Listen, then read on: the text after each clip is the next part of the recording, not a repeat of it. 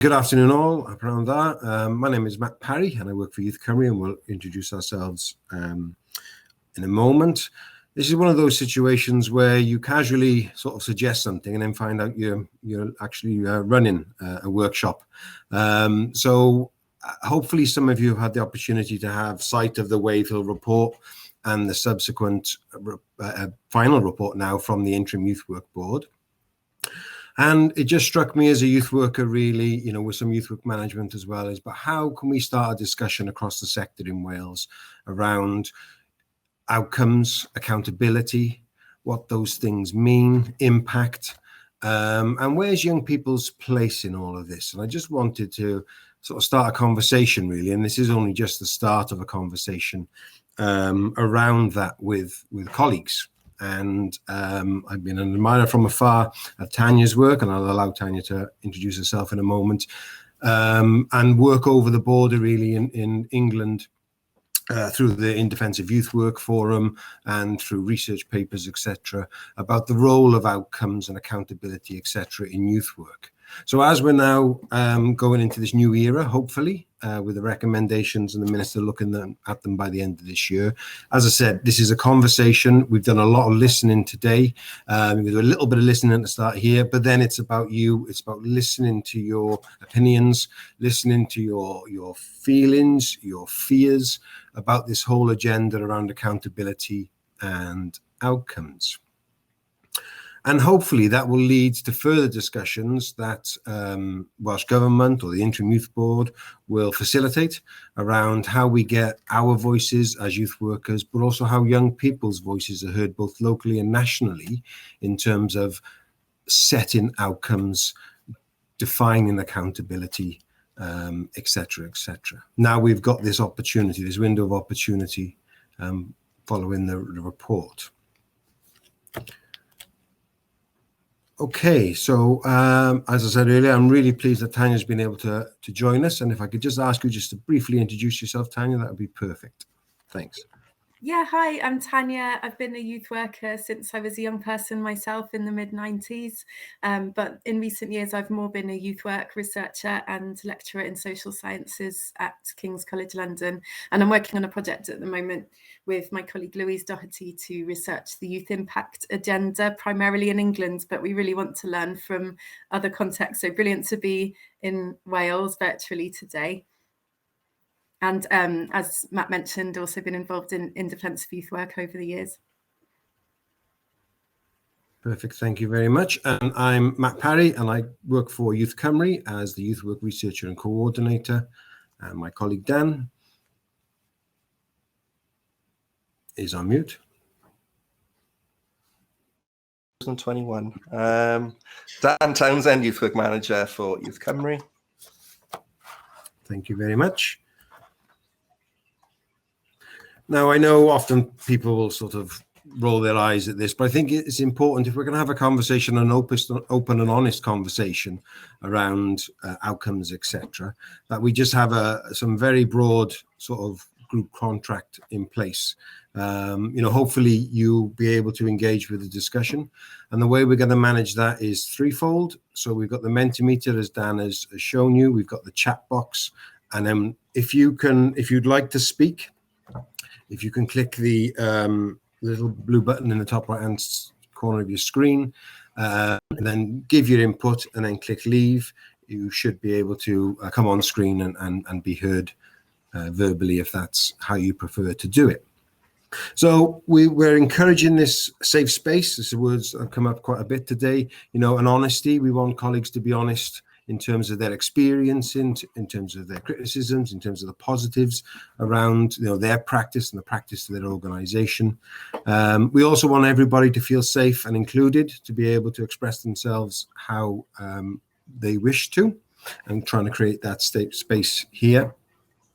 So again, everybody's welcome, for example, to share their pronouns if they'd like to. And if we do get into a debate and we are challenging what each other is saying, and that is also welcomed, as long as we can do that respectfully and we challenge in the comment rather than the person, that'll be appreciated. And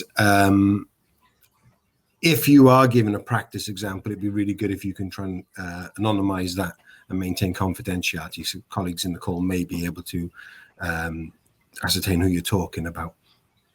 And the usual one, we encourage everybody to talk, but obviously if you're doing a lot of the talking, if you could just be a little bit mindful of that and take a step back and let other voices come through, or I'll just turn you off the call. No, I won't. So as I said, we're here. It is a space where we can critically reflect. And again, I know some youth workers roll their eyes when they hear words like that, but I think to get to a point where we understand or begin to understand where outcomes are coming from, who's setting the agendas, etc., we do need to constantly critically reflect on what we're doing. And we want everybody to join in. We don't want to be sat here talking at you. I think we've had a lot of that today, and that's something that we're trying to avoid. So what you'll also find is that we'll probably raise more questions than we will answers. And I'm not pretending I'm an expert and I've got the answers. This is a conversation, as I said earlier, the very beginnings of a conversation to find out where we're starting to feel around this agenda as part of the work going forward. So we're all hopefully on that journey together. Okay, so Dan, you want to run a test on Mentimeter? Yeah, so we got 29 people in this discussion so far, so we're going to try and get this discussion going. So hopefully everyone can hear me now. It'd be really, really great if you can use the Mentimeter code. So go to mentimeter.com and use the code 6275-7336. That means you can have access to the presentation on your phone and you can fly through it, or on a different page on your tablet or your computer like I've got. And it means you can go through it at your own speed, which means if you want to answer a question or ask us a question and you don't want to forget it, you can already chuck that in the information there. We've also got a chat session on the side, which is on the right-hand side, which you're probably familiar with now. Obviously, if you want to put anything in there as well, please do so. But it'd be really great if you can go to menti.com, and we've already started. What 3 things would you bring to a desert island? Emergency phone with satellite. Interesting. 736. And a Wilson volleyball. Brilliant. So if you haven't used Mentimeter before, this is a way of engaging quite quickly with each other without having to jump screens. We can only have 8 people on here today. That as part of the presentations. There's currently 4 people. So we've got someone who's translating, we've got Tanya, who's going to do a little bit of a presentation, myself and Matt from Youth Cymru. So it means we can only have a few people on at any one time. It's great you're starting to use it, and that Mentimeter logo codes will be up for everyone to use at any point. So please just use that. So I can see some people starting to use it, so that's great. So shall we go on to the next part of the session? Coffee, definitely need coffee. Well, that's going on in the background. Thanks, Dan. If I can ask Tanya, to give her provocation. We've asked Tanya along, as I said earlier, to share her expertise and her experience, and to give us some food for thought to influence what we talk about this afternoon. So, Tanya. Hi, thanks so much. And I won't be sharing slides, but I'm glad that Wavehill slide is up there, because I've only just engaged with the Wavehill report this week. So if you haven't yet, then you're not alone. So I wanted to start this talk with 2 brief examples from outside of youth work, if it's okay. I love going to see live music, and I go and see this really sort of wild, improvised jazz type music. And the best of these gigs, they really transport me to a different place. Some of the music I go and see, it receives arts funding, although most of it is just put on by the musicians without funding. So sometimes when they've got funding, occasionally they give the audience members a form to fill in to kind of rate the experience or respond. I'm willing to do this, of course, to help the musicians, but if I'm honest, I really hate it. It removes me from that kind of artistic, emotional zone and into something more cerebral. I write whatever I think will look good for the funding report, so to be honest, it all feels a bit tokenistic. Another example, I'm lucky that when I got unwell a couple of years ago, I was able to access 6 sessions of counselling funded by my workplace. At the end of each session, I had to fill out a form asking me to rate aspects of my well-being or my emotions. It felt really difficult at a time when I was struggling with feelings that were ebbing and flowing by the hour. Of course, I was only too aware that my answers might reflect on the service that was being provided that I highly valued. and possibly on how my amazing counsellor was being assessed. So I ticked the boxes that would present an upward trajectory, even though that's not what I was feeling at that time. Of course, I research impact measurement in relation to youth work, so I should hardly be surprised that it affects all spheres of life.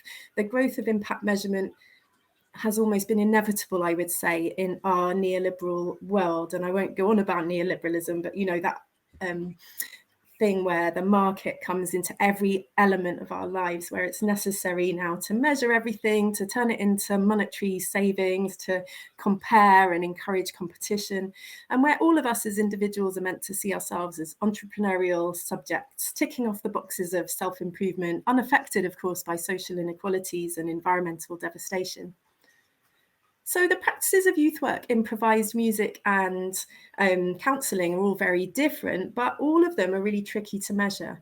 By asking someone for data, we affect that person's experience. The data might well be inaccurate, and the measurement has an indirect impact on the activity itself. It becomes very difficult for practitioners in that environment to take risks or to work with people who are less immediately amenable to what we're doing, or to take a long-term approach. So in this context, I read the Wavehill report with interest, and coming from an English perspective, some of the things in it really made me want to cheer. Youth work still presented as every young person's right and entitlement in Wales. I'm sure the reality on the ground is different, and I'd love to hear from you about that. But even as an aspiration, that's something to applaud, and we don't hear a lot in England. I'm glad to see qualitative methods were preferred for evaluating the short-term and long-term outcomes of youth work, and that policymakers were made accountable for many of the aspects of youth work's impact, rather than expecting youth workers and organisations always to be the ones to have to prove that what they do is effective and is a thing. But a few things did worry me as I read this report, and I thought about how the growing emphasis on impact measurement has affected youth work in England. My first worry was, I'll just mention 3 worries. My first worry was the research objectives included the term youth work intervention. I don't know what you think, but my view is that youth work is not an intervention. We need to be careful with language, because how we describe our practice inevitably influences what we do. Increasingly, youth work is funded as an intervention, and often we're back to that magic 6 weeks, as with my counselling, or even a one-off session. This is not an accident that we're getting these short-term projects funded, because they're more cost-effective, they're more measurable than long-term ebbing and flowing engagement. Youth work is a relationship, it's a process, it's an association. I mentioned in defence of youth work, and in defence of youth work we say it's volatile and voluntary, creative and collective, an association and conversation without guarantees. My second concern in the report was the unquestioning use of the word measurement, again and again, mentioned many times. And while I think some things are worth measuring, the best youth work evaluation, in my opinion, aligns with youth work practice. And this is what we found in our 3-year research study. Effective evaluation builds on youth workers' existing skills and methods, using conversations with young people, creative activities, reflective practitioner discussions, debriefs. These are qualitative methods. They look at something in depth, nuance, with attention to quality rather than quantity. Einstein used to keep a quote on his wall that not everything that counts can be counted, and not everything that can be counted counts. So I think we do well to keep this in mind and keep questioning measurement as if it's a synonym for evaluation, which I don't think it is. My final concern I want to share is that youth workers' scepticism towards an outcomes approach was stated in the report to be a barrier to change. Now, I want to finish by saying we should welcome scepticism and critique. In fact, we should be the skeptics and critics. And young people and youth workers who rightly question and even resist an outcomes-based approach, that's a good thing. It doesn't even make sense pragmatically to try and to see these voices as barriers. The report was clearly strengthened by those who questioned the impact of an outcomes approach on frontline practice. Our collective thinking can only be strengthened by centering the voices of those most affected by youth work, young people and youth workers.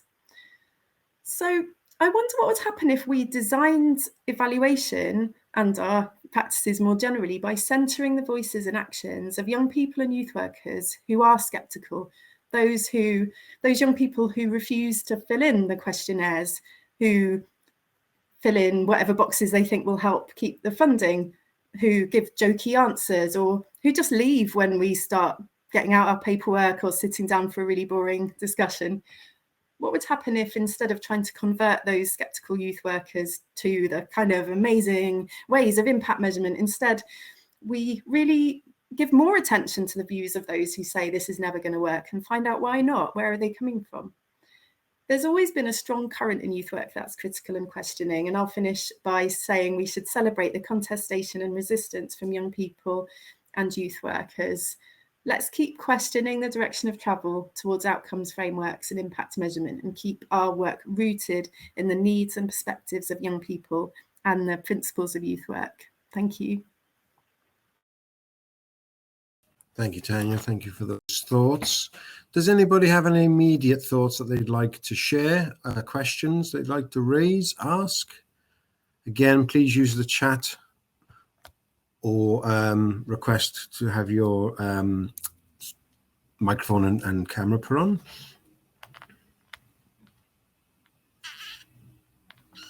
Anyone for anyone? Okay, so I'll move on, because we haven't really got a lot of time at all for these discussions, which is a bit of a shame. But we just posing some questions now, again, just to try and start some debate within the sector around the findings of the report and the recommendations and how that affects the sector. So we have a range of people on the call who are from the voluntary sector, third sector, and local authority sectors. So the question is, can measuring impact be meaningful when the funding in the voluntary sector and the statutory sector is not consistent, is not equal? Can we reach a consensus for evaluation across Wales when our funding levels are different, our infrastructures are different? How do we see that working for small voluntary sector organisations to bigger local authority youth services? Anyone got any thoughts on that?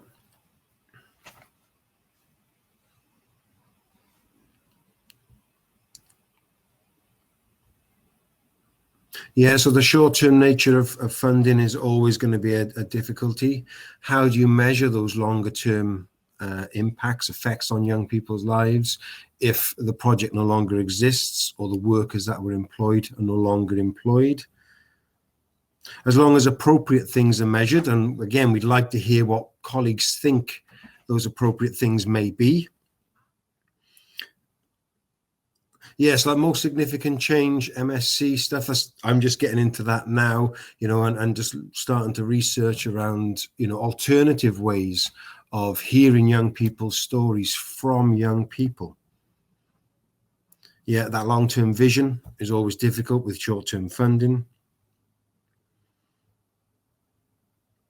Sorry, they're just coming through. Impact is subjective in its terminology.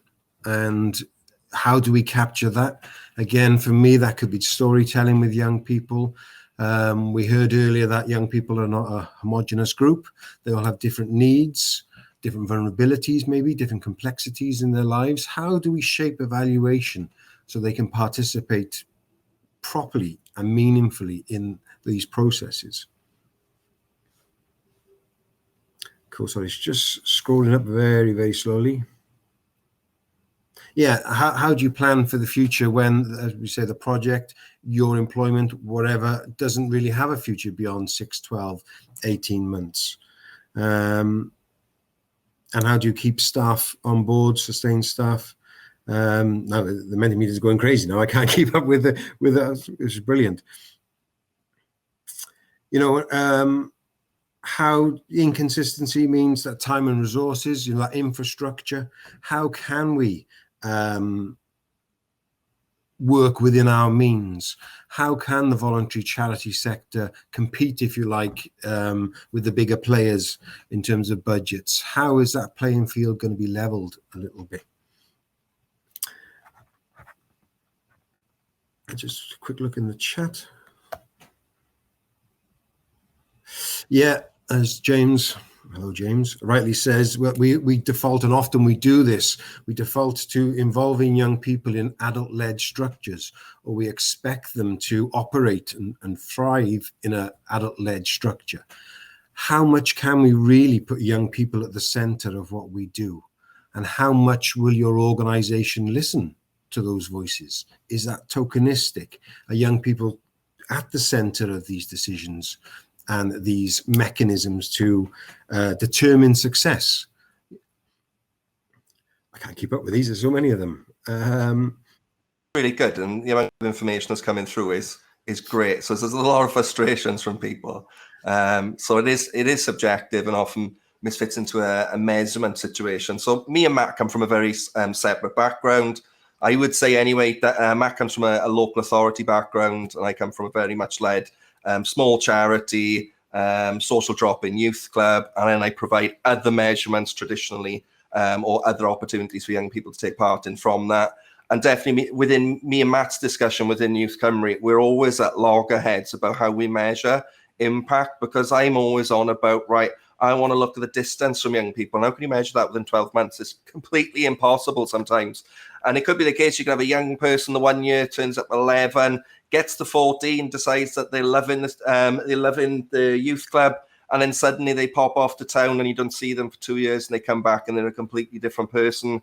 And then you start again with effectively a new young person. So how do we, as youth workers within a sector that funding can be 1 year, 2 years, you've got different youth workers with different experiences, different qualifications, or not having qualifications, understand how we can longitudinally kind of coordinate ourselves to understand the needs of young people and measure with impact for the sector, really. Are we going to stop it for this one, or are we going to carry on, Matt, with this particular question? I think that the answers are just moving about on the screen now, if I can see. I think there's a time, if we have another question, and this is really good, and I'm really surprised that nobody wants to come on and talk, being in a room of youth workers, but I can see the chat is really, really active, which is great. You know, in terms of, there's some comments there from Julia around political activism. You know, can we encourage young people to fight the power when the power maybe is paying our mortgage? You know, what are the tensions inherent in that relationship? How can we manage democracy? Because we talk a lot about it in youth work. When we work, for example, in a local authority setting where the council may be member-led. So, you know, the politicians are basically the paymasters of youth workers. And, you know, how do we fight to have young people's voices heard with them against maybe a tide of resistance? So please keep that going in the chat. It's great. Can I say something on that, Matt? Please do, yeah. Right. Yeah, I'm really reading the comments, although similar to Amanda, it's like, oh, there's comments here and comments there, but like such amazing perspectives, and really good to hear from people, and that balance of kind of pushing back or resistance, and, you know, really trying to keep our youth work going, which is challenging enough, isn't it? And being pragmatic. I think that's one of the main things that's come out of our research and is really important and interesting. And I suppose what I was sort of thinking about in the provocation was, let's treat the questioning and challenging and resistance as just as important, and keep that. But it doesn't mean that we'd never compromise. I mean, I admire youth work colleagues who don't compromise, but it's not always possible. You know, sometimes we're thinking of jobs, or we're needing to get those monies in, and we are being required to do X, Y, Z. And there's many, many ways to question and challenge, and I'm sure there's ideas here. And part of it is just being those sort of critically reflective, questioning workers, and part of it's coming together sometimes to collectively try to challenge and shape policy. Perfect. Thank you very much. Just looking at that, I don't think anyone's answered on Mentimeter yet. The question on the screen now, you know, is the age-old, I say age-old, but certainly in the last 10, 15 years, you know, within your provision, do you think that open access, open universal provision is valued less than targeted support? And anyone want to offer some thoughts about why that may be in terms of outcomes, impact measurement? So somebody said open access feels like a distant memory. I think there was a commitment earlier from one of the groups that I was in, that the interim youth work board, you know, are actively fighting to keep open access, universal provision as the foundation for any kind of youth work relationship in Wales. Any other thoughts on? Hello, Candice. Hi, so can you hear me? I can't get on. I'm having technical problems with this conference all day today, to be honest. We can hear you. Do you have a question on this, or shall I mute you? No, I just wanted to say it's a very interesting question. I tried to get in the chat. It's not letting me. I do apologize. Sorry. But there's so many, it's a bit of a minefield, I think, with open access and targeted work, to be honest. So many pros and cons. I've been a youth worker of open access and I've been a youth worker of targeted work. So I would say open access is definitely valuable for young people in terms of a sociable, safe space to be with other young people and a protected space, and to have that support and guidance where some of them they might be looked after. Young people, they might not have that support and guidance. Targeted provision as well targeted work is definitely also beneficial. So it could be a minefield, really. I don't know, partly sometimes it might be different values for different projects and different things within targeted work and open access. However, I can see that, yeah, I would say they're both valuable in different ways for young people, depending on the work being done with targeted provision. And but open access definitely, I would say, is valuable. Yeah, so I just wanted to kind of put that into the chat, but I can't get it in. Apologies. No, it's good to hear you. Thank you very much. Okay, how do I sign out of the video? I'll mute you now. Okay. Thank you, Candice. So just looking at some of the comments in the chat again. So Gavin is saying targeted work has been the focus for his service for many years, and now they're starting to refocus on open access. And Gavin, I don't know if you can pop something in the chat, but you know, is there a particular reason for that direction of travel? Yeah, and so James, again, in the chat is saying about them not being mutually exclusive, two different sections of a service, for example. Good youth workers are able to provide what young people need. So that could be, you know, the more open access, universal type provision, and also target. And again, I think it's about looking at what this term targeted, means. You know, again, somebody, I think it was Dusty Kennedy earlier mentioned that all young people have a targeted youth work delivery dependent on their individual needs. And again, just thinking about that in terms of how we improve that or prove that to somebody else. So Gavin, because it's necessary, so I'm assuming there's a need, that young people are coming and, you know, saying there's a need. And again, there's nothing wrong with you know, community safety data informing this, community intelligence telling us that young people you know, are in spaces in the community that may be causing tension, and we could go on to detached work and reclaiming spaces, but we haven't got time for that. And again, it's just about that reflection in terms of, you know, where the youth sector is in Wales around whether there is an importance placed on one or the other. And I think it's different in different places. And Kelly's telling us it's like somebody asking to choose between one meal and a buffet.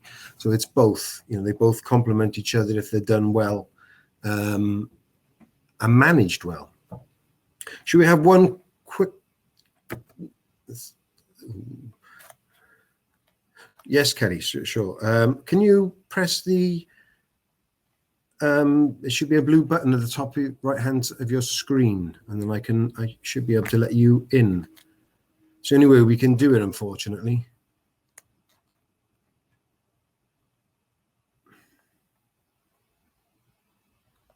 So just while we're waiting for Kelly to see if that can happen. So the next question was around how fragile demonstrating impact outcomes is within the youth work sector.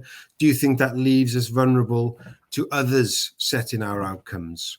So maybe, you know, at Welsh Government level, maybe your own organisational level, because of the lack of understanding about youth work, the process of youth work, the journey of youth work.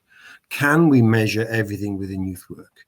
Can we give everything a value financial value in terms of, you know, the cost against the need figures, etc., etc. Anyone got any thoughts of that? On that even?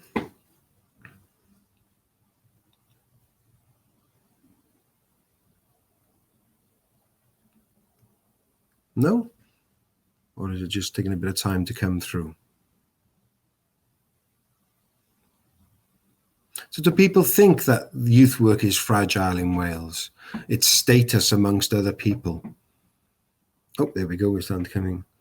Yeah, so funders don't necessarily understand the work, but they like to have that sort of quantitative data, figures. There's quite a few people feeling that we are quite fragile as a sector. Rob in the chat is saying that Welsh Government is providing money for issues. I guess sort of that well-being, health, well-being, mental health and well-being agenda. Amanda can't multitask, neither can I. Oh, right, we've got Kelly. Let's see if I can get this to work. Kelly. Can you hear me? Yes. Yes, brilliant. I've really built this up now. It's not going to be anything spectacular. Essentially, I was just kind of wondering, how do we convey to the Minister of Education that we need both and that one is not more important than the other? I don't expect. Oh, that's a great question. You know, what's the best way that we can, you know, over the next 3 months or so before next budgets come out, just, you know, stop having a conversation about choosing between and maybe say we need both. Please fund both. Absolutely.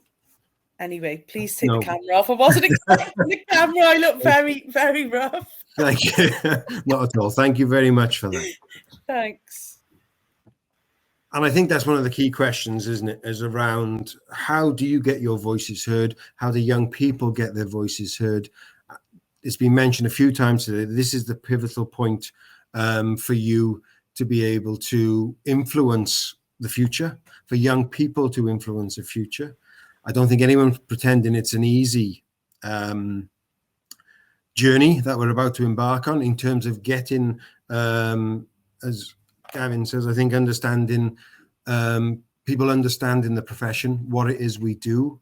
You know, we always tell the stories when, you know, you're at a family do or in the pub and somebody says, what do you do for a living as a youth worker? And you start thinking, because there's a little bit of everything. And it's about, can we articulate it enough so then we can have these conversations with ministers, funders, etc. I'm just really conscious of time. We literally got 1 minute left. I just wanted to finish by thanking you all for your input. It's been amazing, and I just wish we had more time. Dan, can we go on to the last slide, please? Oh, no, sorry. So as Dan said, now you've got the code for this Mentimeter. You can complete this, have your voices heard. We'll pass this on to the organisers. Sorry, mate, just the one before that. I just wanted to offer this final thought, really. Thanks, Dan. And it's around, if it's not us, if it's not you, then who will challenge this status quo? Who will move this debate on?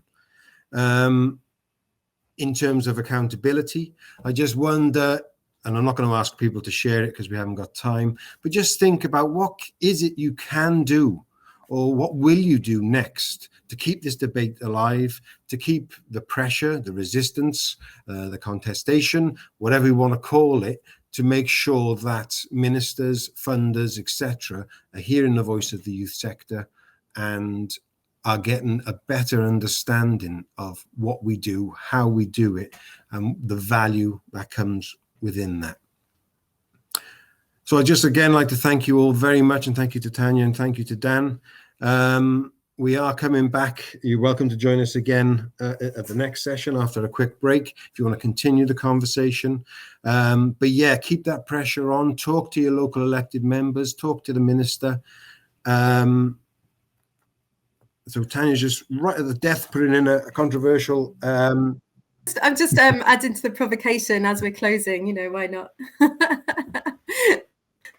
And again, I think this, as I said earlier, this is the start of the journey. You know, I'm hoping that we can influence the next stages of the journey to bring people like Tanya into our discussions to help us navigate the future of youth work in Wales. I am going to be quiet now. Thank you all very much.